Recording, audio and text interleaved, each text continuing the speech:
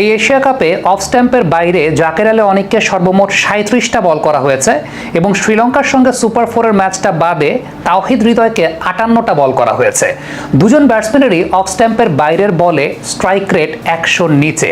আমি আবারও বলছি যে আমি শুধুমাত্র শ্রীলঙ্কার সঙ্গে যে ম্যাচটা তাওহিদ জিতিয়েছেন ওই ম্যাচটা বাদে আমি অন্যান্য সব ম্যাচের হিসেবটা করছি, কারণ দিন শেষে দুর্বলতার জায়গাগুলো নিয়ে বিশ্লেষণ করাটা আসলে খুবই জরুরি। যে ম্যাচটা ভালো খেলেছেন সেটা তো আলহামদুলিল্লাহ ভালো খেলেছেন, কিন্তু যেই ম্যাচগুলোতে আসলে স্ট্রাগল করেছেন সেই ম্যাচগুলো নিয়ে কথা বলাটা খুব জরুরি। এবং কেন নিয়মিত বিরতিতে এই জায়গাটায় স্ট্রাগল করছেন বাংলাদেশের ব্যাটাররা, বিশেষ করে এই দুইজন ব্যাটসম্যান যাদেরকে বাংলাদেশের ব্যাটিংয়ের মিডল অর্ডারের অন্যতম বড় স্তম্ভ ধরা হয়, অ্যাভেলেবল বেস্ট ব্যাটসম্যান ধরা হয়, তারা কেন অফ স্ট্যাম্পের বাইরের বলগুলোতে স্ট্রাগল করছেন।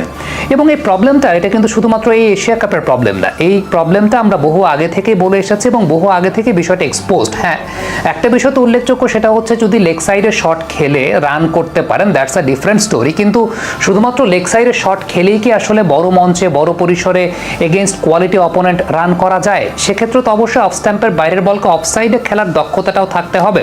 আমরা একটু ব্রেকডাউন করতে চাই সর্বমোট এখন পর্যন্ত যেটা দেখা গেছে। জাকের আলী অনেক এই এশিয়া কাপে তাকে 37টা বল করা হয়েছিল আউটসাইড অফ স্ট্যাম্প, যে 37টা বলের মধ্যে 15টা বলে তিনি ডট দিয়েছেন, 34 রান সংগ্রহ করতে পেরেছেন এবং এই 34 রানের মধ্যে 13 রান তিনি সংগ্রহ করেছেন লেগ সাইড থেকে।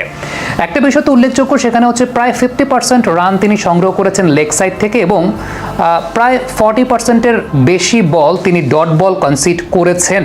37টা বলের মধ্যে 34 রান এবং সেই জায়গাটাতে স্ট্রাইক রেটটা যেমনটা আমরা দেখতে পাচ্ছি 100-র কিন্তু নিচে। এবারে তাওহিদ হৃদয়ের পরিসংখ্যানটা দেখতে চাই। আমি শ্রীলঙ্কার সঙ্গে জেতা ম্যাচটা বাদ দিচ্ছি, সেই জেতা ম্যাচটা বাদ দিয়ে যে ম্যাচগুলোতে স্ট্রাগল করেছেন সেই ম্যাচগুলোর হিসেবে যদি আমরা ধরি তাহলে 58টা বল অফ স্ট্যাম্পের বাইরে তাকে দিয়েছেন বোলাররা, যেখানে তিনি 44 রান সংগ্রহ করতে পেরেছেন। যেই 44 রানের মধ্যে 14 রান তিনি লেগ সাইড থেকে সংগ্রহ করতে পেরেছেন। এটা একটা ভালো বিষয় যে তাওহিদ অফ সাইডেও রান করেছেন এই এশিয়া কাপে। ইভেন যে ম্যাচটাতে ভালো খেলেছিলেন 50 করেছিলেন সেখানেও তিনি অফ সাইডে ম্যাক্সিমাম রান করেছেন। কিন্তু এই যে আমি 58টা বল বলছিলাম, এই 58টা বলের মধ্যে 27টা ডট বল কনসিড করেছেন তাওহিদ। একটা বিষয় চিন্তা করে দেখেন, আমি এই যে তাওহিদ হৃদয় এবং জাকের আলী অনেক দুজনের কথা বলছিলাম, তারা যে সময় ব্যাটিং করতে নামেন these are very important period.